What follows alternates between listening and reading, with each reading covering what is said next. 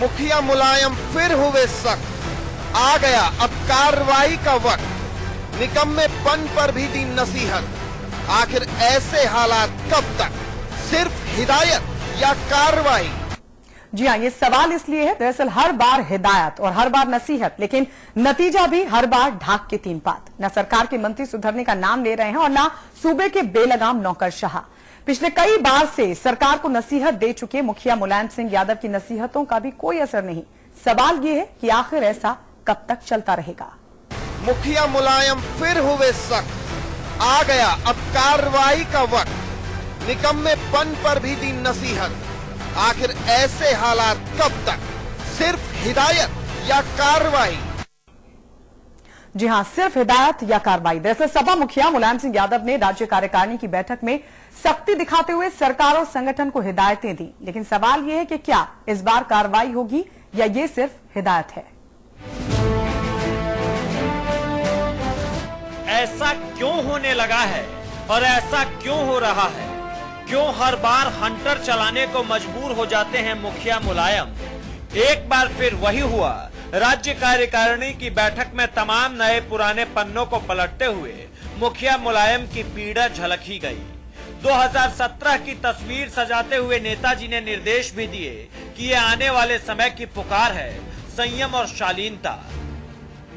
Samajwadi party की राज्य कार्यकारिणी की बैठक में राजनीतिक आर्थिक प्रस्ताव पर चर्चा की गई और संगठन के बारे में, पंचायत चुनाव के बारे में और समाजवादी सरकार की नीतियों के बारे में, जो सरकार की उपलब्धि है उसके बारे में चर्चा हुई है। शायद हिदायतों की हद नहीं जानते समाजवाद के सिपाही, तभी तो मुलायम सिंह को कहना पड़ा कि संतरी से लेकर मंत्री तक सब मौज मस्ती ही कर रहे हैं। मोह माया में फंसे मंत्रियों की मजम्मत के साथ मुखिया ने कहा, आखिर क्यों कार्यकर्ताओं की नहीं सुनी जाती?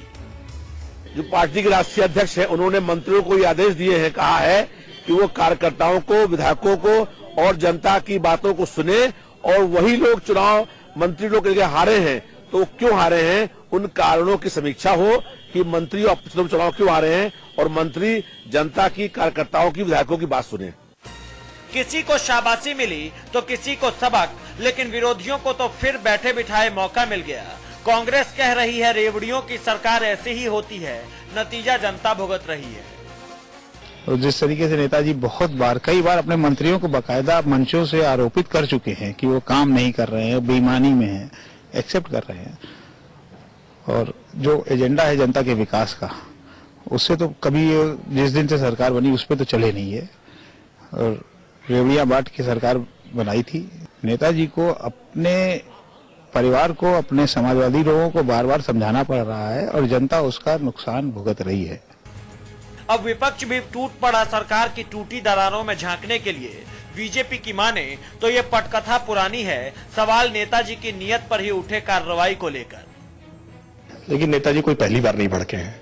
नेताजी इससे पहले भी कई बार भड़क चुके हैं, लेकिन उनके भड़कने से मुझे लगता है समाजवादी पार्टी पर कोई असर हो नहीं रहा। शायद मुलायम सिंह अपनी ताकत, अपनी आवाज अब पार्टी में खो चुके हैं। मुलायम सिंह जी ने इससे पहले भी कई बार कहा कि मंत्री जो है लापरवाह है, मंत्री घूस खा रहे हैं, मंत्री जो है भ्रष्टाचार में लिप्त हैं, लेकिन किसी भी मंत्री पर अब तक कोई कार्रवाई नहीं हुई। ये अपने आप में स्पष्ट दिखा रहा है कि मुलायम सिंह जी का अब उनकी आवाज अब पार्टी में समाप्त हो चुकी है। ये अखिलेश राज है जिसमें कई सारे मुख्यमंत्री एक साथ पार्टी को चला रहे हैं, अपनी अपनी दिशाओं में खींच रहे हैं। वास्तविकता में समाजवादी पार्टी के लिए और उत्तर प्रदेश के लिए ये बहुत दुखद स्थिति है। बहरहाल राष्ट्रीय अधिवेशन से उठे सवाल राज्य कार्यकारिणी की चौखट तक ज्यों के त्यों चले आए, वो भी बिना किसी कठोर कार्रवाई के। इसलिए सवाल ये कि आखिर कब तक रहेंगे ऐसे हालात? क्या इस बार होगी कार्रवाई या ये भी है केवल हिदायत? ब्यूरो रिपोर्ट के साथ साजिद अली, समाचार प्लस। तो राष्ट्रीय अधिवेशन से लेकर राज्य कार्यकारिणी तक लगातार सीएम अखिलेश यादव को नसीहत और उनके मंत्रियों का कच्चा चिट्ठा अपने पास होने का दावा करते आ रहे हैं मुलायम सिंह यादव, लेकिन अभी तक कार्रवाई किसी पर नहीं हुई। इसलिए सवाल यह है कि आखिर ऐसे हालात कब तक? सभी खास मेहमान हमारे साथ जुड़ चुके हैं। समाजवादी पार्टी के विधायक रविदास मेहरोत्रा हमारे साथ हैं, बीजेपी के प्रवक्ता डॉक्टर चंद्रमोहन हमारे साथ जुड़ चुके हैं, कांग्रेस के प्रवक्ता सुरेंद्र राजपूत हमारे साथ हैं और हमारे मैनेजिंग एडिटर अमिताभ अग्निहोत्री जी भी हमारे साथ जुड़ चुके हैं। डॉक्टर चंद्रमोहन, लगातार मुलायम सिंह यादव नसीहतें देते आ रहे हैं, ना तो मंत्री सुधर रहे हैं और ना ही उन पर कार्रवाई हो रही है। अब सवाल यह है कि अब जो नसीहत सामने आई है वो सिर्फ नसीहत देने के लिए नसीहत है या उसमें कार्रवाई का कोई अंदेशा, कोई आसार बनते हुए नजर आ रहे हैं? नहीं, देखिए, जब तक कोई कार्रवाई नहीं हो जाएगी जी, जब तक तो इसको अभिनय माना जाएगा, अभिनय के अलावा कुछ नहीं माना जा सकता है। और ये प्रदेश की जनता को गुमराह करने का एक अभिनय है, इससे ज्यादा हम कुछ नहीं कह सकते। क्योंकि प्रदेश में जो हालात बने हैं, जिस तरीके के हालात प्रदेश में बने हैं जी, उसमें ऐसे बयानों से कुछ नहीं होगा। ये पहली बार नहीं है, ऐसे बयान लगातार आते रहे हैं। कभी रामगोपाल जी बोले हैं, कभी शिवपाल जी बोले हैं, कभी मुलायम सिंह जी बोल रहे हैं। क्यों बोल रहे हैं? अगर पार्टी के सर्वे सर्वा ऐसी बातें कर रहे हैं तो क्यों कर रहे हैं? जो करना है करके आगे बढ़ाओ। खनन हो रहा है प्रदेश में, वो रुक नहीं रहा है, तो इसके लिए जिम्मेदार कौन है? प्रदेश में कानून व्यवस्था में सुधार नहीं है, इसके लिए जिम्मेदार कौन है? जिन मंत्रालयों का जिम्मेदारी खुद अखिलेश यादव पर है, वो मंत्रालय अगर काम नहीं कर पा रहे हैं, ऊर्जा में, बिजली में हाहाकार मचा हुआ है जी, कौन है जिम्मेदार? ये जो कह रहे हैं बार बार मुलायम सिंह जी, ये केवल प्रदेश की जनता को गुमराह करने के लिए कह रहे हैं, इसके अलावा कुछ नहीं कह रहे हैं। और सुरेंद्र जी, कब तक आखिर उन भ्रष्ट मंत्रियों की लिस्ट मुलायम सिंह यादव अपने पास रखेंगे? बार बार नसीहतें दे रहे हैं लेकिन कार्रवाई तो कोई हो नहीं रही है। आखिर ये औपचारिकता दिखाकर, नसीहतों की औपचारिकता निभाकर क्या जताना चाहते हैं मुलायम सिंह यादव? देखिए, मुलायम सिंह जी का जो बड़ा स्पष्ट वो है गायत्री जी, कि वो गुलगुले भी खाना चाहते हैं, गुड़ से भी परहेज रखना चाहते हैं। हम लोग जो सबसे बड़ी प्रॉब्लम है, देखिए, उनके अंदर पार्टी की कार्यकारिणी में क्या हो रहा है क्या नहीं हो रहा है, इस बात से बहुत विशेष कांग्रेस को मतलब नहीं है और न ही किसी और को मतलब होना चाहिए। लेकिन हाँ, 2-3 चीजों के लिए बहुत स्पष्ट रूप से हम लोगों को, चाहे विरोधी दल के नाते हो चाहे प्रदेश की जनता के नाते हो, हमें बिजली चाहिए, कानून व्यवस्था चाहिए। हमें जो जो काम एक सूबे की सरकार से होने चाहिए, राजनीतिक शुचिता के साथ होने चाहिए, ट्रांसपेरेंसी के साथ होने चाहिए, वो सारे काम चाहिए। उन सारे कामों को देने में प्रदेश का मंत्रिमंडल कहीं ना कहीं अपने आप को अयोग्य और असक्षम पा रहा है। उस चीज को लेकर के मुलायम सिंह जी अपना आक्रोश भी व्यक्त कर रहे हैं। अगर वो व्यक्त करें, अपने लोगों में व्यक्त करें, हमें नहीं दिक्कत। लेकिन at the end of the day what is the result? कहां रिजल्ट में ये लोग ट्रांसफॉर्म कर रहे हैं? पिछले 2.5 साल से हम तो सुनते ही आ रहे हैं कि मुलायम सिंह जी ने ये कहा, मुलायम सिंह जी ने वो कहा, मुलायम सिंह जी ने कहा साहब कि हम ये कर देंगे। अमिताभ जी तो बहुत पहले से मुलायम सिंह जी को फॉलो कर रहे हैं, देख रहे हैं जी, कि कहने में जो सबसे बड़ी चीज है कि वो एक्शन में ट्रांसफॉर्म कहां हुआ, परिवर्तित कहां हुआ, कितने ऊर्जा के संयंत्र लग गए, कानून व्यवस्था की स्थिति कहां पे ठीक हो गई, कौन से मंत्री ने अपना आचरण सुधार लिया, किस मंत्री के खिलाफ लोकायुक्त में शिकायत गई कि उसका क्या हुआ, उसने इस्तीफा दिया या नहीं दिया। हम तो देख करके मानेंगे। एक शेर याद आता है कि जब कश्ती साबितो सालिम थी, साहिल की तमन्ना किसको थी, अब ऐसी शिकस्ता कश्ती में साहिल की तमन्ना कौन करे। मुलायम सिंह जी तो ये कहते ही रहेंगे, मुझे नहीं लग रहा है कि कुछ कर पाए। कार्रवाई होगी। रविदास जी, 3.25 साल के करीब वक्त गुजर गया है, 2 साल और झेल लो, थोड़ी बहुत नसीहतें दे दो ताकि पार्टी की छवि बनी रहे। क्या इसी नीति पर पार्टी और सरकार दोनों काम कर रहे हैं?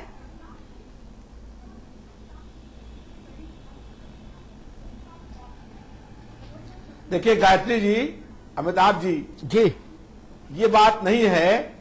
आज समाजवादी पार्टी की राष्ट्रीय कार्यकारिणी जो नई बनी है, उसकी आज पहली बैठक थी।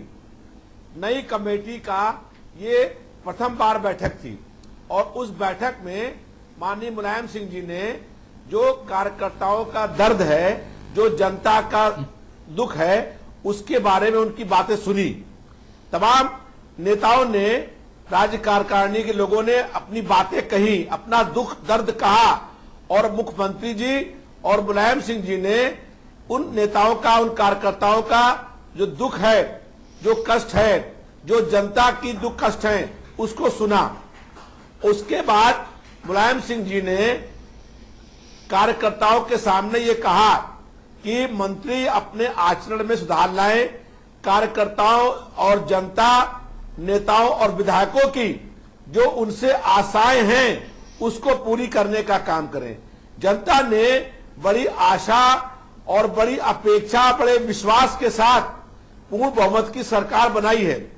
जनता चाहती है कि विकास का काम उसको उसके घर के बाहर दिखाई दे, कानून व्यवस्था में सुधार हो, और इसके लिए जो चुनौतियां हैं उन चुनौतियों का प्रदेश सरकार सामना करे। माननीय मुलायम सिंह जी ने प्रदेश सरकार के मंत्रियों से कहा है कि वो ऐसा आचरण करे, ऐसा काम करे जिससे जनता को लगे कि उसकी आशाएं, उसकी अपेक्षाएं पूरी हो रही हैं। लेकिन जनता ये भी तो चाहती है ना कि जो मंत्री घूस ले रहे हैं उन पर कार्रवाई हो। चुनौतियों पर सरकार खरी उतरे। चलिए ठीक है रविदास जी, आपके पास फिर लौटेंगे। निश्चित रूप से जनता ये चाहती है, ये लेकिन कार्रवाई नहीं हो रही। हमारे पार्टी के मुखिया हैं वो भी चाहते हैं कि जो मंत्री जो ऐसा कार्रवाई भी हो, कार्रवाई लेकिन फिर भी नहीं हो रही। माननीय मुलायम सिंह जी जी रविदास जी, आपकी बात आ गई। और मंत्रियों से लगातार कह रहे हैं कि वो अपने आचरण में सुधार लाए, कार्यकर्ताओं और जनता की भावनाओं के अनुसार वो काम करें। चलिए, लेकिन ऐसा हो नहीं अभी रहा। तो अमिताभ जी, ये हालात आखिर कब तक? ये दूसरी बात ये है, रविदास जी आ गई, आपकी बात आ गई। सारी बात एक ही बार में कहेंगे तो फिर बाद में संकट हो जाएगा, बाद में क्या तर्क होंगे। समाजवादी पार्टी की सरकार को लगभग 3 साल होने जा रहे हैं। 11 मार्च को 3 साल हो जाएंगे, फरवरी आ गई, ठीक। ये मुलायम सिंह जी का उद्बोधन, शब्द इधर उधर कर दीजिए, उद्बोधन यही, ये 12वीं बार था, मैंने गिन के देख लिया रविदास जी, 12वीं बार, ठीक है ना। 4 3 12, ठीक, यानी एक साल में 4 बार ऐसा उद्बोधन वो देते रहे। जी जी, यानी हर तिमाही ये उद्बोधन देते रहे। मैं उसके साइलेंट फीचर गिना देता हूं। मुख्य बिंदु, मंत्री भ्रष्टाचार नहीं करे, जमीन का धंधा छोड़ दें, दलाली छोड़ दें, मंत्रियों के घर के बाहर दलालों का जमघट, कार्यकर्ता के लिए चिट्ठी तक नहीं लिखते हैं। मैं होता तो दुरुस्त कर देता, हाथ में डंडा लेके, अधिकारियों से काम नहीं ले पा रही सरकार, हाहाकार मचा हुआ, सब ठीक करो, सब दुरुस्त करो। आखिरी बार चेतावनी दे रहे हैं, और हमने मंत्रियों के सब नाम जानते हैं, कौन भ्रष्टाचार कर रहा है। हमने सारे कागज राम गोपाल को दे दिए, सबूत दे दिए, हमको कोई बताने की कोशिश ना करे, नाम लेना ठीक नहीं, हम सबको जानते हैं। मोटा उनका जो स्क्रिप्ट है वो ये है, जो आज 12वीं बार पढ़ी गई राज्य नवनिर्मित राज्य कार्यकारिणी में, ठीक है रविदास जी।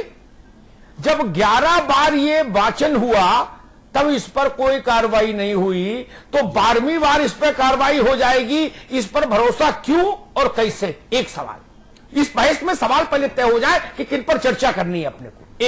एक तो सवाल ये, भरोसा क्यों करे और कैसे करे, रविदास जी नोट कर लीजिएगा। दूसरा प्रश्न, जिन लोगों को राजनीतिक पार्टियों ने नहीं, संवैधानिक संस्थाओं ने भ्रष्ट करार दिया, वो भी ताल ठोक रहे। एक मंत्री आपने बना दिया था, उसको 2 साल तक बनाए रखे, बाद में उसको दूसरे कारणों से आपने हटाया, उस पाप के कारण नहीं हटाया। मनोज पारस नाम का एक मंत्री था, उसके ऊपर बलात्कार का मुकदमा चल रहा था और लाल बत्ती भी लगी थी गाड़ी में, दोनों काम एक साथ हो रहे थे। यानी उत्तर प्रदेश सरकार का मंत्री बलात्कार के मुकदमे में कोर्ट में हाजिर होता था, आपने उसको भी बना के रखा, हमने भी देखा और रविदास मल्होत्रा ने भी देखा। ऐसा कैसे चलेगा? तीसरा सवाल, आप बाद में हटाया, अब उस बहस में नहीं जाओ ना, क्यों हटाया? आपने उनके पाप के कारण नहीं हटाया, पाप से तो आपको तकलीफ ही नहीं थी। पाप से तकलीफ होती तो बनाते क्यों, और बना दिया तो अगले दिन हटा क्यों नहीं दिया? वो छोड़ दीजिए रविदास जी, मैं तथ्यों को दुरुस्त करके रखता हूं। मैं पार्टियों का नेता थोड़ी नहीं हूं कि हाँ मैं ऐसा कुछ भी बोलूं और बोल के भाग जाऊं, गली में छुप जाऊं। मुझे हर दिन जनता के मंच पर रहना है। तीसरा सवाल, मैंने माना कि नहर, तहसील,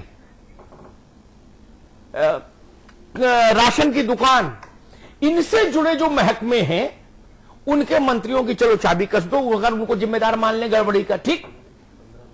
लेकिन लाख टके का सवाल ये कि कानून व्यवस्था की जिम्मेदारी किसके सिर आएगी, गृह किसके पास है, इस पर ना आप बोल पाओगे, ना मुखिया मुलायम सिंह जी बोल पाएंगे, ना कोई दूसरा बोल पाएगा। लेकिन जब आप गायत्री और महबूब अली और इनको ब्रह्मा शंकर को हटाओगे तो ये बोलेंगे बाहर आके, ये भी जान लीजिए, ये बोलेंगे कि भैया गृह मंत्री कौन था। उस पर बोलना चाहिए नेताजी को। अगर बीमारी का पूरा इलाज करना है तो पहले बीमारी तो खोल के बताओ। आप तो बीमारी छुपा रहे हो। गृह की जिम्मेदारी कौन लेगा? क्या चपरासियों की जिम्मेदारी लगेगी? बाबुओं की लगेगी? और रविदास जी, चौथा प्रश्न ये जिस पर मैं आपका उत्तर चाहूंगा, गायत्री इन प्रश्नों को याद रखेंगी, इन्हीं पर बहस चलाएंगी। चौथा प्रश्न ये, मंत्री भ्रष्ट हैं उनको हटा दो, चलो वो उतना कठिन काम नहीं, हालांकि आप हटा नहीं पा रहे, लेकिन हटाना कोई बहुत कठिन काम नहीं होता है। मंत्री को हटाना कोई बहुत बड़ा इशू नहीं, हट सकता है। 5 मिनट की चिट्ठी टाइप करके भेजिए गवर्नर हाउस में, मंत्री भूतपूर्व हो जाता है। That is not a big deal. मालूम है आपके लिए चुनौती क्या है, जिस पर मुलायम सिंह जी कुछ कभी बोलते हैं कभी मौन हो जाते हैं? वो है एटा, इटावा, फरुखाबाद, झांसी, जालौन, गरौटा, आजमगढ़, मऊ में जो आपका कार्यकर्ता कभी थाने में बंदूक लेके घुस जाता है, कभी एसडीएम को पटक देता है, कभी तहसीलदार को मारता है। ये जो बवाल जान है ना, इस पर अंकुश कैसे लगे? मंत्री तो 150 हैं, उनको तो चलो आप काबू में रख सकते हो, लेकिन ये हजारों प्रतिभावान नौजवान हैं जो कहीं एसडीएम को मारते हैं, कहीं तहसीलदार को मारते हैं, कहीं टोल वाले को मारना शुरू कर देते हैं, टोल वाले, कहीं होटल वाले को मारते हैं, कहीं ढाबे वाले को मारते हैं, है ना? कभी सीओ को पटक देते हैं, कभी एसओ का बिल्ला छीन लेते हैं, रिवॉल्वर। ये जो कार्यक्रम हो रहे हैं, कभी स्टेशन पर घोड़ा लेके घुस जाते हैं, ये जो राष्ट्रीय स्तर के कार्यक्रम जगह जगह समाजवादी पार्टी के नौजवान आयोजित कर रहे हैं, इन पर नियंत्रण कैसे लगेगा? इस पर भी चर्चा की क्या आपकी कार्यकारिणी ने, रविदास जी?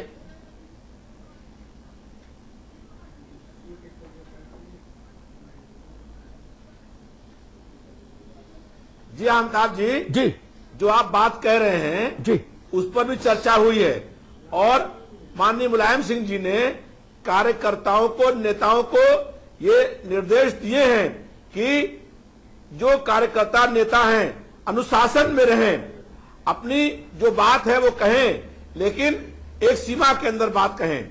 और जो कार्यकर्ता या नेता किसी जगह ऐसे अपराधों में, ऐसी घटनाओं में लिप्त पाया जाएगा, उस पर भी कार्रवाइयां। रविदास जी मैं रोकूंगा, रविदास जी ना, मैं वो भाषण का काम नेताजी को। रविदास जी एक मिनट, क्या मुलायम सिंह जी ने पारसनाथ यादव के विरुद्ध कार्रवाई की जिनका बेटा अपराध में लिप्त पाया गया? क्या कहने? नहीं, मेरे सवाल का स्पेसिफिक उत्तर, क्या पारसनाथ यादव के विरुद्ध कार्रवाई की मुलायम सिंह जी ने जिनका बेटा अपराध में लिप्त पाया गया? हाँ या ना, उत्तर दीजिए। मैं मंत्रियों के परिवार बता दूं, कार्रवाई छोड़िए जो गुंडाई कर रहे हैं। उनके बेटे को निकाल दिया पार्टी से। अरे उनका क्या किया? पिताजी का बेटा खुद में था क्या कुछ? जनरेटर तो पिताजी है जहां से बिजली जल रही है, बेटा क्या करेगा? बेटा क्या है? चिंटू पिंटू का कोई मतलब होता है? अमिताभ जी जी रविदास जी, मनोज पारस जी को मंत्रिमंडल से हटा दिया गया। अरे मैंने क्या पूछा, आप क्या बता रहे हो? कार्रवाई हुई और उन्होंने, माननीय मुलायम सिंह जी ने आज की बैठक में कहा। रविदास जी, अगर आप एक बार माननी नहीं भी लगाएंगे तो भी हम मान लेंगे आप जो आप बोल रहे हैं, लेकिन मेरा निवेदन दूसरा है। बता रहे हैं नहीं, मेरा सवाल तो सुन लो मालिक।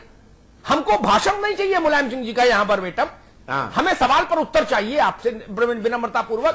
पारसनाथ यादव का बेटा गुंडई में शामिल रहा, हाहाकार मचा उनके इलाके में, क्या मुलायम सिंह जी ने पारसनाथ यादव को दंडित किया? सवाल।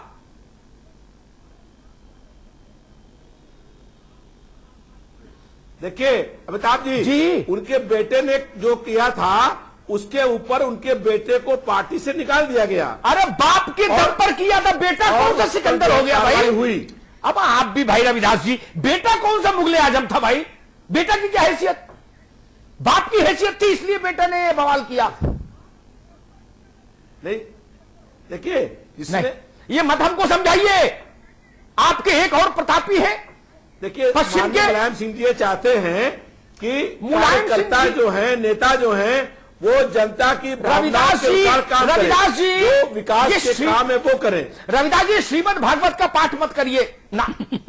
ये श्रीमद् भागवत की कथा तो है नहीं कि पंचम अध्याय खत्म होगा उसके बाद पंजीरी बटेगी कि माननीय मुलायम सिंह जी ने क्या चाहा। मैं पूछ रहा हूं 12वीं बार वो ये बोले हैं, 11 बार जो बोले उसका क्या हुआ वो पहले बताओ तो 12वीं बार की बात करूं।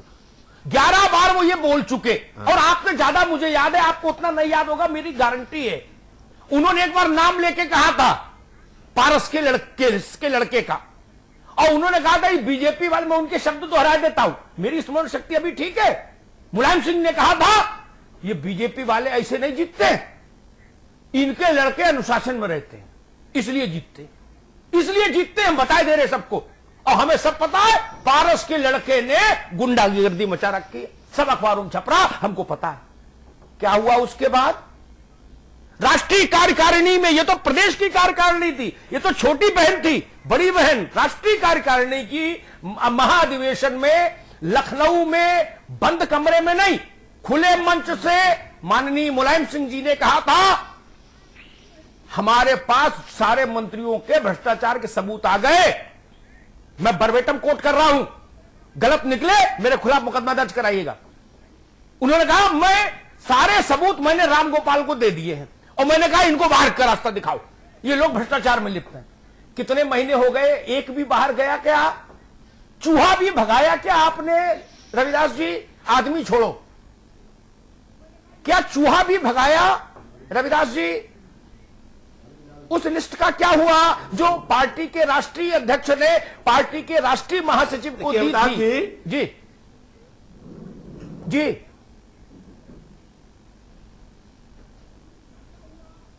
अमिताभ जी, जो आपकी बात जो आप कह रहे हैं ये बात आपकी हम मानते सही है, लेकिन आज जो बात है वो राज्य कार्यकारिणी का गठन हुआ है। मुझे इससे क्या मतलब भाई? नई कमेटी में माननीय मुलायम सिंह जी ने आज पहली बार ये कहा है। नहीं रविदास जी, ये बातें ठीक नहीं। देखिए ये बातें ठीक नहीं, ये आंख में धूल नहीं मिर्चा झोंके दे रहे हो आप तो। ना ऐसा ना करो प्रभु। मुझे इस बात से चंद्रमोहन अभी मुझसे कहे कि देखिए अभी तक लक्ष्मीकांत वाजपेयी कहते थे, एक चीज सुन लो, ओम माथुर जी ने अब पहली बार कहा, तो मैं कहूंगा दीनदयाल जी तो उनसे भी पहले बोल गए थे, उनका क्या हुआ पहले वो बताओ। ये पार्टी का फंडा मुझे कोई नहीं समझाए। अभी सुरेंद्र राजपूत कहने लगे नहीं माननीय राहुल जी ने अब कहा, तो मैं कहूंगा जवाहरलाल कह गए उसका क्या हुआ? अमिताभ, इन बातों का कोई अर्थ है क्या कि राज्य की कार्यकारिणी में पहली बार कहा? बाकी मुलायम सिंह जी क्या बाथरूम में चिल्ला रहे थे क्या? नहीं ना, तब भी नेताओं के बीच में बोलते थे, अपने आप तो बड़बड़ाते नहीं है वो। नहीं मैं अमिताभ जी मैं ये नहीं कह रहा हूं, मैं जी देखिए वो लगातार ये चाहते हैं कि नेता और कार्यकर्ता अनुशासन में रहें। वो लगातार ये चाहते हैं कि भरोसा नहीं, मंत्री कार्यकर्ताओं और नेता क्यों की बात सुने।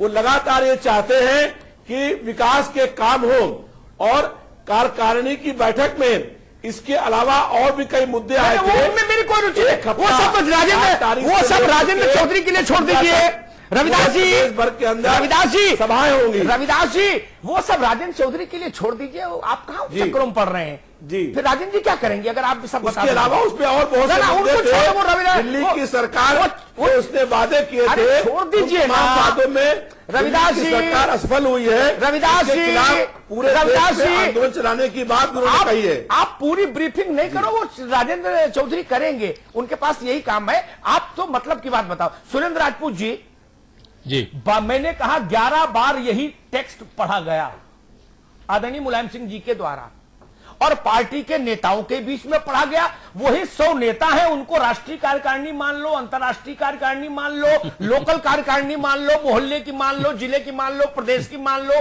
अंडल मंडल कमंडल किसी की कुछ मान लो। वही 100-200 नेता होते हैं हर पार्टी में। निश्चित तौर कोई 10-20 लाख तो है नहीं कि वाशिंगटन में सम्मेलन करेंगे। 100-200-500 लोग हैं जो पार्टी चलाते हैं मैक्सिमम। उन्हीं के बीच में वो हर बार बोलते हैं। वो चरण सिंह जयंती पर भी इकट्ठे होते हैं पार्टी में, ऑफिस में लोहिया जयंती पर भी इकट्ठे होते हैं, गोपाल दास नीरज के जन्मदिन में भी वही 100-200-500 लोग होते हैं, वही लोग हैं। ऑडियंस सेम, मेरी बात सुन लीजिएगा, ऑडियंस सेम, टेक्स्ट सेम, बोलने वाला आदमी एक ही।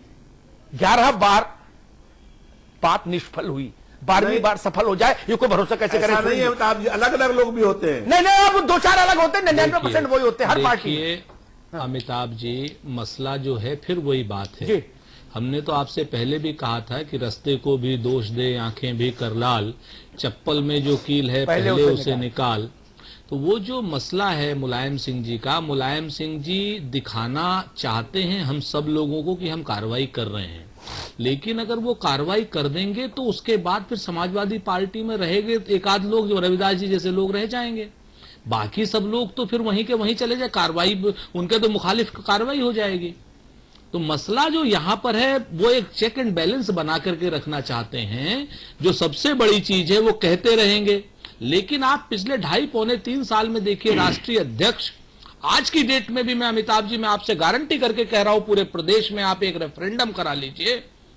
एक बहुत महत्वपूर्ण बात है, आप 10 लोगों से पूछिए कि उत्तर प्रदेश में किसकी सरकार है, तो आपको यह मालूम चलेगा कि उत्तर प्रदेश में मुलायम सिंह जी की सरकार है। 2 लोग कह पाएंगे अखिलेश जी की सरकार है। जब इतना मजबूत सोशलिस्ट आदमी, इनकी मैं बहुत इज्जत करता हूं, जब ये अपने कहे हुए वादों को, कही हुई बातों को पूरा नहीं कर रहे हैं, आखिर कौन सी मजबूरी है मुलायम सिंह जी की कि जो इस प्रकार के जो लोगों को ये सह, चाहे पारसनाथ जी हो, चाहे गायत्री प्रसाद जी हो, चाहे और कोई भी लोग हों जिनके खिलाफ बाकी चीजें लंबित हैं, और कानून और व्यवस्था, गृह मंत्रालय किसके पास है, नियुक्ति किसके पास है, जिस तरीके से आप लोग बड़े बड़े अधिकारियों को फेंटते जा रहे हैं ताश के पत्तों की तरीके से, मध्यम वर्ग और लोअर वर्ग के अधिकारियों को आप छेड़ते भी नहीं हैं, और वहां पर क्या स्थितियां हैं थानों में और तहसीलों में, वहां पर आपकी कार्रवाई की असक्षमता दिखाई दे रही है। रविदास जी जैसे लोग कितने हैं इनकी पार्टी में, इनकी पार्टी में इनकी वॉइस कितनी है, इस सब चीजों का अगर आप गहनता से अध्ययन करेंगे तो मुलायम सिंह जी की कथनी और करनी में अपने आप ही फर्क नजर आ जाता है। मुझे आज इस बात का अफसोस है, मैं आपको ईमानदारी से बताऊं, कि मुलायम सिंह जी जैसे राष्ट्रीय कद के आदमी के ऊपर हम जैसे लोगों को टिप्पणी करनी पड़ रही है। क्यों? क्योंकि उनकी कथनी और करनी में अंतर आ गया। मैं आपकी बात है चंद्रमोहन जी, मुझे ये बताइए, क्या मुलायम सिंह जी जो कह रहे हैं वो विपक्ष की भूमिका घर में ही हो जाए तो बाहर विपक्ष का काम नहीं बचे, क्योंकि बाहर का विपक्ष नुकसान करता है, घर में ही विपक्ष भी बन जाए, सत्ता पक्ष भी बन जाए, क्या उस रणनीति का हिस्सा है? नहीं, बिल्कुल सही आप कह रहे हैं अमिताभ जी। और ये जो मुलायम सिंह जी बोल रहे हैं, क्योंकि जो 2012 का भी चुनाव हुआ था वो मुलायम सिंह जी के चेहरे पर ही हुआ था। और जैसे सुरेंद्र राजपूत जी ने कहा कि किसी से भी पूछ लीजिए सरकार किसकी है, तो सरकार मुलायम सिंह जी की है। सब लोग जानते हैं कि सपा का मतलब क्या है। और ये उसी के अंतर्गत, क्योंकि 2017 में फिर चुनाव में जाना है, तो मैं तो कहता रहा था लड़कों से गलती हो गई, बच्चों से गलती हो गई। वो जो इनके जुमले हैं उन जुमलों की तैयारी कर रहे हैं, इसके अलावा कुछ नहीं कर रहे हैं। ये आज हालत ये है उत्तर प्रदेश में, अभी 2 जिलों के जिलाधिकारी और मंडलायुक्त बदले गए। संयोग से अलीगढ़ में मैं था, लगातार जा रहा हूं वहां के जिले के इंचार्ज के नाते। अलीगढ़ के लोगों को पता ही नहीं कि क्यों हटाए जा रहे हैं मंडलायुक्त, उनका क्या दोष है, क्या नहीं है। वहां के जिलाधिकारी को राष्ट्रपति पुरस्कार मिलता है और वो हटा दिया जाता है। क्यों हटा दिया जाता है किसी की समझ में नहीं आती है। बरेली में क्यों हटाया जाता है, कोई कारण ही नहीं है, क्यों हटाए जा रहे हैं। उनका अपना मामला है, शासन चलाएं, कोई दिक्कत नहीं है, लेकिन वो समझ ही नहीं पा रहे हैं। आज दुर्गा नागपाल जी से जो अभियान शुरू हुआ है उत्तर प्रदेश में, वो पता नहीं कहां जाके रुकेगा। अधिकारी हमारे जैसे लोगों से कहते हैं आए दिन कि भाई साहब कुछ बता दीजिएगा, हम दिल्ली जाना चाहते हैं, हम प्रदेश में रहना नहीं चाहते हैं। तो आज अधिकारी प्रदेश में काम नहीं करना चाह रहे हैं। हालत बद से बदतर हो गई है। और जो मंत्रालय खुद अखिलेश यादव जी के पास है, उनका ही देख लीजिएगा। आप देख लीजिए कि लखनऊ के एसएसपी का कार्यपद्धति एक की समीक्षा कर लीजिएगा, और एसडीएम कितने बदल जाते हैं। मैं पता करता हूं कि मेरे यहाँ एसडीएम कौन है, फिर बदल गए, उनके नंबर ही बदलते बदलते सेव करते करते परेशान हूं कि किसका नंबर रखूं, किसका छोड़ूं। ये केवल और केवल अमिताभ जी, ये प्रदेश अराजकता की गिरफ्त में है। मुख्यमंत्री का लड़कपन प्रदेश की जनता को भारी पड़ रहा है। और ये केवल और केवल जो रविदास जी जैसे लोग हैं वो बेचारे फेस सेविंग कर रहे हैं और बड़ी सहनीय स्थिति में हैं। मेरे को बड़ी सहानुभूति होती है ऐसे लोगों से। और मुलायम सिंह जी की जो पहचान थी, समाजवादी पहचान थी, वो पहचान तो कहीं चली गई है। मैंने किससे कहा? मैंने रामगोपाल से कहा।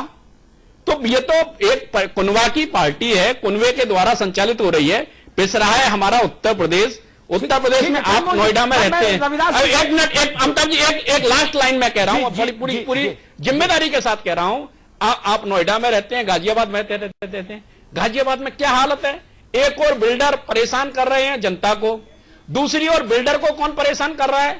करोड़ों रुपए का बिल्डर है, उसको कोई भी ऐसा उठा के ले जाता है, उससे कहता पैसे लाओ नहीं तो रात भर थाने में रखूंगा, चालान करूंगा, फलाना करूंगा, ठिकाना करूंगा। मैं नाम दे सकता हूं ऐसे लोगों के। क्या हालत हो रही है उत्तर प्रदेश में? ठीक, नोएडा, एनसीआर, नोएडा और गाजियाबाद में क्या हालत है? ठीक बात। रविदास जी, मेरा बहुत सीधा स्ट्रेट फॉरवर्ड सवाल, आप जैसे भद्र व्यक्ति से मैं यही अपेक्षा करूंगा वैसे सीधा उत्तर आए, बिना किसी संदर्भ भूमिका के, है, बिना माननीय और उसके झंझट औपचारिकता में पड़े। अपन सीधा सवाल करें, सीधा जवाब ले। प्रदेश भर के 22 करोड़ लोग सुन रहे हैं आपको। 12वीं बार ये बात आई, 11 बार कोई परिणाम नहीं निकला। क्या हम ये माने कि ये बात सिर्फ कहने के लिए कही जाती है, एक, या मुलायम सिंह जी के कहने का वजन खत्म हो गया उनके घर के भीतर? दो ही बातें हो सकती हैं, या तो उन्होंने शिद्दत से कहा नहीं, मन से कहा नहीं, या उनके कहने का असर खत्म हो गया, तासीर खत्म हो गई। रविदास जी, इन दो में से कौन सा आंसर ठीक है?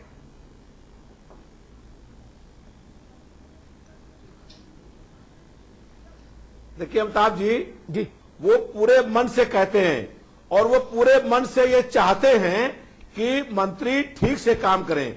वो पूरे मन से चाहते हैं कि जनता की जो आशाएं हैं, जो अपेक्षाएं हैं, जो जनता ने विश्वास किया है, उस पर सरकार खरी उतरे।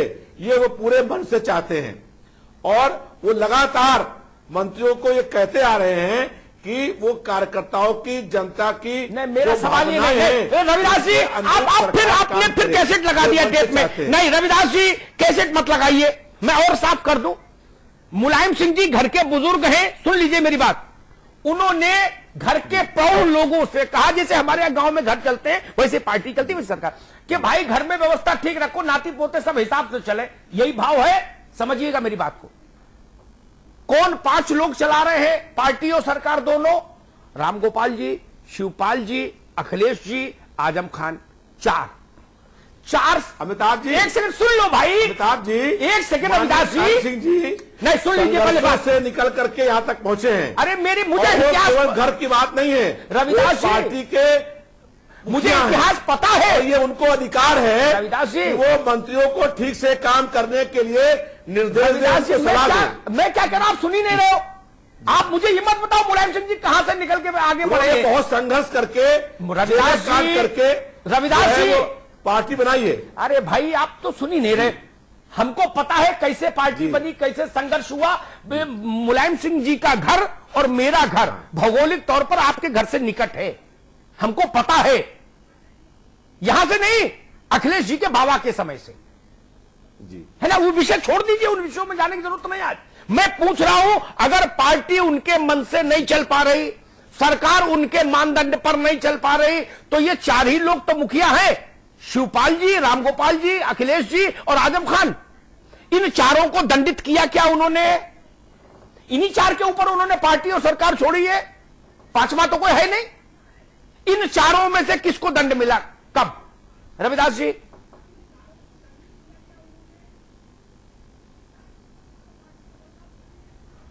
देखिए, मैंने पहले आपसे कहा था आप जी कि मुलायम सिंह जी ये चाहते हैं। अरे वो क्या चाहते हैं, छोड़िए, मैं जो पूछ रहा हूं वो बताइए। मंत्री ठीक से काम करें। रविदास जी, मैं माफी चाहता हूं आपसे। बहुत संघर्ष करके, रविदास जी, जेल काट करके सरकार बनी है। मैंने उनकी जीवनी पढ़ी है। पिछले 5 सालों में लाठियां खा करके, प्रभु सरकार बनी है। प्रभु जनता की आशाओं पर सरकार खरी उतरे, मेरे ऊपर रहम करो का प्रयास है। रविदास जी, जनता पर रहम करिए। रविदास जी, कि उत्तर प्रदेश पर रहम करिए। प्रभु 22 करोड़ लोगों पर रहम करिए। बड़ी आशाओं के साथ जनता ने। रविदास जी कहना चाह रहे हैं कि वो चाहते हैं लेकिन कुछ कर नहीं पा रहे। गजब हो गया रविदास जी, रहम करिए, रहम प्रभु, रहम, त्राहिमाम, त्राहिमाम। मैंने आदरणीय मुलायम सिंह जी की जन्म जीवनी पढ़ी है, उनके साथ कुछ वक्त गुजारा है।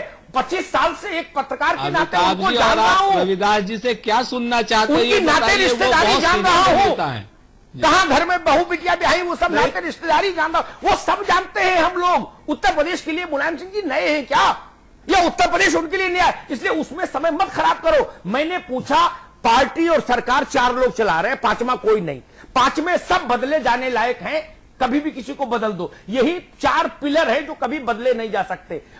अखिलेश जी, शिवपाल जी, रामगोपाल जी, आजम खान, ये 4 अपरिवर्तनीय है, बाकी सब परिवर्तनीय मुद्रा है, कन्वर्टेबल करेंसी। आप समझ गए ना? मैं पूछ रहा हूं इन 4 की जिम्मेदारी कभी लगाई क्या उन्होंने? उसका उत्तर आप नहीं दे रहे। आप बता रहे हो कि मुलायम सिंह जी ऐसा नहीं है।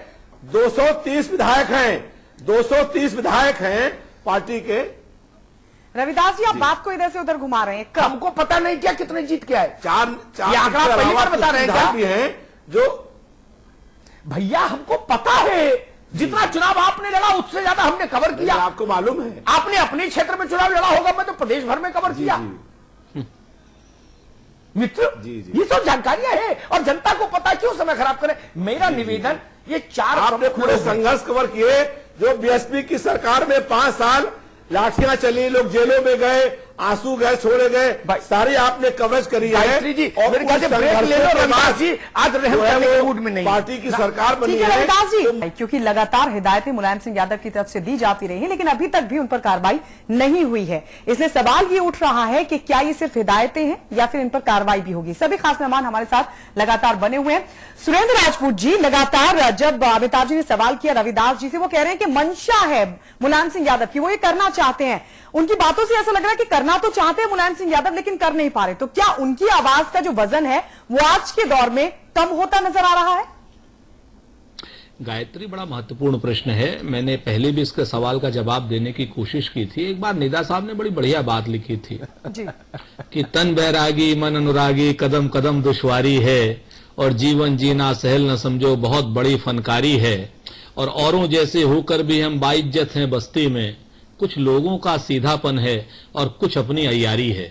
सच्चाई ये है कि लोगों के सीधेपन और अपनी अय्यारी के बीच में इस देश की, प्रदेश की जनता को भरमाना चाहते हैं मुखिया मुलायम सिंह जी, और ये बात इनको समझनी पड़ेगी कि अगर ये इस तरीके से भरमाते रहेंगे तो हर 5 साल बाद जनता को तो एक बार मौका मिलता है अपना मत अधिकार का प्रयोग करने का, वो अपने मत का अधिकार का प्रयोग करेगी और उसी प्रकार से प्रयोग करेगी। मैं उनको याद दिलाना चाहता हूं कि 2007 में जिस प्रकार से वो क्वीन एंटीनियो बनकर के मायावती जी बैठी हुई थी और उनके अधिकारियों ने, उनके लोगों ने उनको बता दिया था कि नहीं साहब आप तो 288 सीटें जीत रही हैं, और 88 पे आ गई थी वो।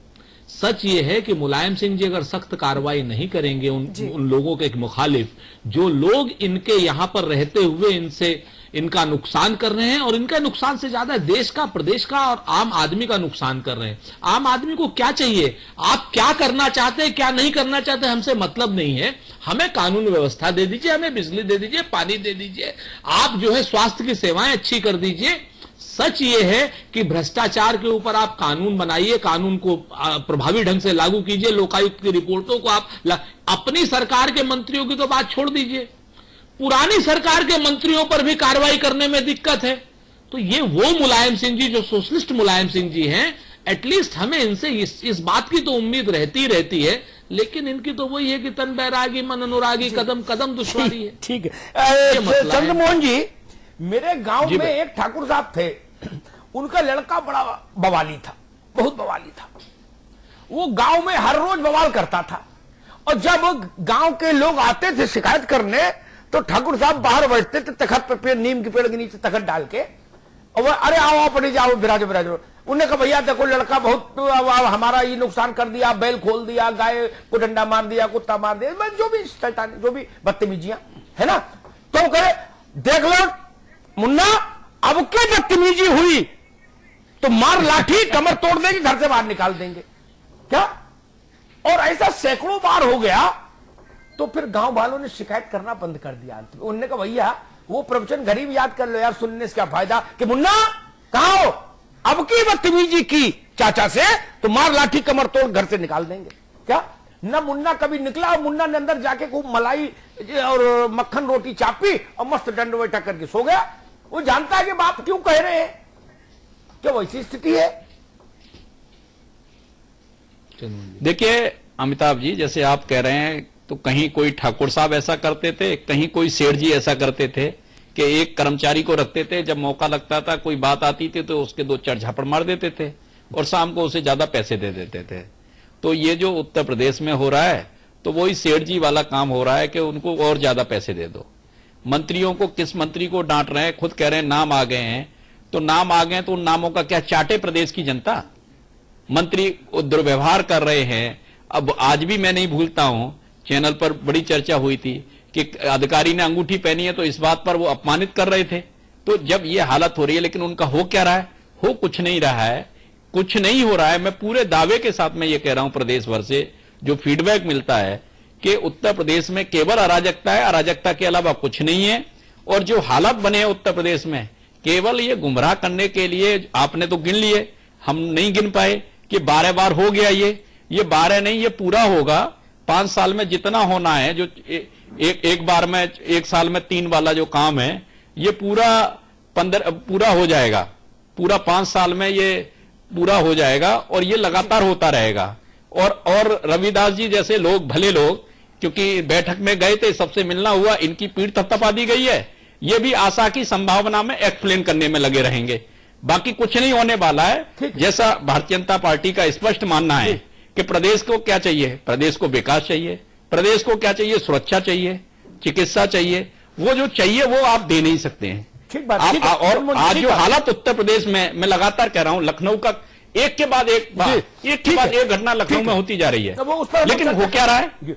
ठीक है, उनके बारे में कुछ नहीं हो रहा है। कौन जिम्मेदार है? रविदास, ठीक है, ऊर्जा में मेरे घर का बिल मुझे 70,000 का भेज दिया जाता है। अब बताओ क्या होगा अमिताभ जी? ठीक है चंद्रमोहन जी। रविदास जी, एक बात जो चंद्रमोहन ने कही वो मुझे फिर से याद आ गई। बनारस में एक सेठ जी थे, उनसे मेरा वास्ता पड़ा। वो क्या काम करते थे नहीं बताऊंगा, बनारस के बहुत बड़े आदमी है, तुरंत आदमी नाम पहचान लेगा, नाम बताना ठीक नहीं। उनके यहां जो भी लेनदार जाता था ना, रविदास जी सुन लो, वो पहले अकाउंटेंट को बुला कर देते थे कि सुरेंद्र राजपूत आएंगे, है ना, और उनके सामने हम तुमको थोड़ा डांटेंगे, तो गलती मान के चले जाना अंदर। सुरेंद्र राजपूत जी पहुंचे, बोले भैया वो हमारा चेक बन गया? बोले हाँ चेक बन गया। घंटी बजाई, बोला भाई अकाउंटेंट, हाँ भाई राजपूत जी का चेक? बोले सर वो तो भूल गया। 20 गाली तुरंत, रिश्ता खराब कराओगे, हमारी नाक कटवाओगे। आज तक पुरखों के समय कभी ऐसा नहीं हुआ कि हमारे दरवाजे को खाली चला जाए, निकाल बाहर कर देंगे। अब भैया ठीक है, अब आज तो आप माफी दो, कल हम भिजवाएंगे घर। वो उससे फिर वो कहते थे भैया जी कि भाई तुम्हारी तनख्वाह वैसे 500 रुपया है, तब सस्पेंड जमाना था, ये जो 300 ज्यादा दे रहे हैं, गाली खाने का ही दे रहे हैं बेवकूफ। मसला चेक तो तभी बनाना जब मैं कहूं, वो भी समझ गया जब मैं कहूं। तो उसने कहा भाई साहब ये 300 थोड़े गाली में कम पड़ते हैं, 400 कर दो, तो गाली और डबल कर दो, कोई दिक्कत नहीं। ऐसी परिस्थिति का निर्माण हो गया। मेरे आंखों देखी किस्सा है। कभी हम आप व्यक्तिगत तौर पर मिलेंगे, हम नाम बता देंगे। जी। बनारस में सब लोग जानते हैं, पूरब में सब लोग जानते हैं, उतना बड़ा परिवार। नाम में अभी यहां मंच पर ठीक नहीं। रविदास जी, क्या वैसी स्थिति है? ये भैया जी जैसा मामला है या ठाकुर साहब जैसा मामला? तो इन्हीं दोनों में कोई है। जो आपने सुनाया किस्सा जी ठाकुर का, देखिए अमिताभ जी, जो आपने सुनाया किस्सा ठाकुर साहब का या सेठ साहब का, जी, ये वो बात नहीं है। अच्छा, ये कौन सी है? माननीय मुलायम सिंह जी 20-20 महीने हम लोग उनके साथ में जेलें काटे हैं। 20-20 महीने लगातार 1 घंटे जेल से बाहर नहीं आए और 40 सालों में लगातार संघर्ष करके, लाठियां खा करके, पुलिस की फायरिंग, आंसू गैस की गोलियां और तमाम संघर्ष करके पार्टी बनी है और उस पार्टी की सरकार बनी है। तो मुलायम सिंह जी चाहते हैं कि जो जनता की भावना है उन भावनाओं के अनुसार मंत्री, अगर मुलायम सिंह जी ये बात नहीं कहते तो आप ये कहते कि मुलायम सिंह जी मुखिया हैं, लेकिन वो नहीं कह रहे। आप जाति कर रहे हैं, आप जाति कर रहे हैं, आप जाति कर रहे हैं, ऐसे आचरण करो। रविदास जी से पूछ लीजिए, क्या मुलायम सिंह जी के नेतृत्व में छात्र जीवन से ही काम शुरू कर दिया था क्या? रहे थे तो आपकी बात हम सुन रहे थे, आप मेरी पूरी बात तो सुनिए। देखिए, आप पहले मेरी पूरी बात सुन लीजिए। देखिए, ये वो सेठ और ठाकुर साहब की बात नहीं है, ये संघर्षों का एक लंबे संघर्षों के बाद ये सत्ता में सरकार आई है। रविदास जी इसीलिए सवाल कर रहे हैं कि क्या मुलायम सिंह यादव का इतना संघर्ष भी अब उनकी आवाज में दम नहीं दे रहा है, उनकी आवाज नहीं सुनी जा रही है? रविदास जी, सरकार काम करे। रविदास जी इसीलिए तो सवाल है ना कि आखिर उनकी क्यों नहीं सुनी जा रही है? उनके कहने पर बार बार वो कह रहे हैं, फिर भी कार्रवाई नहीं हो रही। दम है और उनकी नहीं दिखता। अरे प्रभु, कार्रवाई कहाँ हुई? आवाज में तो दम है रविदास जी, हम तो आपसे मान रहे हैं। 9 मंत्रियों को हटा दीजिएगा। अगर सुनिए, अधिकारियों के जैसे तबादले हो रहे हैं, 9 मंत्रियों को हटा दीजिएगा। अगर उन्होंने 9 मंत्रियों को हटाने के बारे में बताओ। आप कहते हैं कि आज क्या फैसला हुआ? राष्ट्रीय मुखिया महबूब अली के बारे में क्या हुआ? गायत्री प्रजापति के बारे में क्या हुआ? ये बताओ ना। को डांट रहे हैं, मुलायम सिंह जी का संघर्ष इतिहास करने के लिए यहाँ नहीं बैठे हैं। मेहता जी, महान नहीं, आप बैठे नहीं है। रविदास जी, 9 मंत्रियों को कब हटाया जाएगा? उनकी लिस्ट है या नहीं है? गोपनीय लिस्ट है क्या उनकी? साहब की कहानी नहीं है ये, शेर साहब। अरे ठाकुर साहब की नहीं है तो शेर जी की तो है। इस महीने संघर्षों के बाद सत्ता में पार्टी आई है। अरे संघर्षों का करेंगे क्या? काहे का संघर्ष है? ये शेर जी अभी अब प्रदेश की जनता संघर्ष कर रही है। ये संघर्षों की कहानी है। ये संघर्ष, काहे का संघर्ष? क्या करें संघर्ष की कहानी का? पार्टी बनी है और लाठियां कोई मतलब नहीं है संघर्षों का, और तनाई कोई संघर्षों का मतलब नहीं है। और आंसू गैस की गोलियां क्या बात कर रहे हैं? 9 मंत्रियों पर कार्रवाई होगी या नहीं, ये बता दो। अगर मुलायम सिंह जी अपने मंत्रियों को कहते, अगर नहीं कहेंगे तो आप ये कहेंगे कि वो राष्ट्रीय मुखिया है पार्टी के। हम नहीं कहेंगे, प्रदेश की जनता ये आपकी बात आ गई, दमशमन आपकी बात आ गई। स्वयं जी बहुत संक्षेप में बताइएगा, लगातार धन उगाही भ्रष्टाचार के आरोप वो खुद ही लगा रहे हैं अपनी सरकार के मंत्रियों पर, उसके बावजूद क्या सिर्फ डांट से ही काम चलाएंगे? हम लोग ये चाहते हैं कि मुलायम सिंह की आशाओं के अनुरूप कि रविदास जी जैसे लोगों को जब तक ये लोग आगे नहीं लाएंगे, रविदास जी जैसे लोगों को ये लोग आगे नहीं करेंगे, क्योंकि ये इनके कमाऊ पूत नहीं हो सकते। सबसे बड़ी प्रॉब्लम यह है रविदास जी जैसे लोगों के साथ में। गायत्री जी जैसे लोग, जिस तरीके के गायत्री जैसे लोग, हम बात नहीं करते, हम तो ये पूरे सिस्टम में, जिसको कहा जाए ना कि आप देखें कि भ्रष्टाचार का जो संस्थागतकरण हो गया है पिछले दिनों धर्मांध और जातिवादी सरकारों से, उसका ये आउटफॉल है। उसका कहीं ना कहीं धीरे धीरे एक क्षरण है राजनीति का, जहां पर मुलायम सिंह जैसे सोशलिस्ट आदमी की बातें, उनका अपना प्रदेश का मंत्रिमंडल, उसके प्रदेश का मुखिया, उसके प्रदेश का संस्था, उसके प्रदेश की सरकार नहीं सुन रही। ये दुर्भाग्य का विषय है। और मुझे तो ऐसा लग रहा है कि कहीं ना कहीं मुलायम सिंह जी बिल्कुल उनकी गंभीरता पर सवाल है कि जो मंत्री भ्रष्टाचार में लिप्त है, उनके पास नाम भी है, उसके बावजूद की कार्रवाई नहीं कर रहे हैं। अमिताभ जी, संपादकीय टिप्पणी। मैं तो अपने मित्र आदरणीय रविदास जी से इतनी ही बात कहूंगा। रविदास जी, जब इंद्रजीत ने लंका में हनुमान जी पर ब्रह्मास्त्र चलाया, तो मालूम हनुमान जी ने क्या कहा कि जो न मानियो ब्रह्म सर तो महिमा मिटे अपार। अगर ब्रह्मा का अस्त्र मैं निष्फल कर दूं, मान लो कर भी सकता हूं, सक्षम हूं, लेकिन ब्रह्मा की महिमा खत्म हो जाएगी। वो पितामह हैं इस जगत के, इसलिए उन्होंने बंधन स्वीकार किया, नहीं तो अस्त्र भी फेंक देते और उसको पटक के मार भी डालते। इंद्रजीत को पता है ना, ये तो जानते हैं आप भी। मुलायम सिंह जी पितामह हैं, उनकी महिमा को आप लोग नीलाम करने पर आमादा है। प्रदेश में लोग कहते हैं, धैर्य से सुन लीजिएगा, प्रदेश में लोग कहते हैं कि गायत्री बड़े या मुलायम सिंह जी, ये तुलना होने लगे। महबूब अली, वो जो वैसे बाल रखते हैं लाल वाले, महबूब अली की बात बड़ी, मूंछ बड़ी, या मुलायम सिंह जी का कहना, क्या उत्तर दे? आप हमको बता रहे हो उन्होंने लाठी खाई, महबूब अली तो जलेबी खा रहे, मौज ले रहे, लाठी खाई तो खाई, क्या करें? और संघर्ष, आप 20 महीने का संघर्ष बता रहे। प्रकाश सिंह बादल 16 साल जेल में जीवन उनका बीत गया, गिन के 16 साल। तो क्या उनके सारे काम अच्छे मान लूं? क्या सारे काम अच्छे मान लूं? वाजपेयी सबसे कम जेल में रहे अपनी पीढ़ी के राजनेताओं में, ऐसा भाग्य लेके पैदा हुए अब रविदास जी अभी नहीं, इमरजेंसी में जेल गए तो भी एम्स आ गए तत्काल। तो क्या वो गलत व्यक्ति थे? ये पैमाना नहीं हो सकता। मैं पूछ रहा हूं, महबूब अली बड़े या मुलायम सिंह जी की प्रतिष्ठा बड़ी? गायत्री बड़ा या मुलायम सिंह जी की प्रतिष्ठा बड़ी? ब्रह्म शंकर बड़े या मुलायम सिंह जी की प्रतिष्ठा बड़ी? लखनऊ का एसपी बड़ा या मुलायम सिंह जी की प्रतिष्ठा बड़ी? पारसनाथ यादव का बेटा बड़ा या मुलायम सिंह जी की प्रतिष्ठा बड़ी?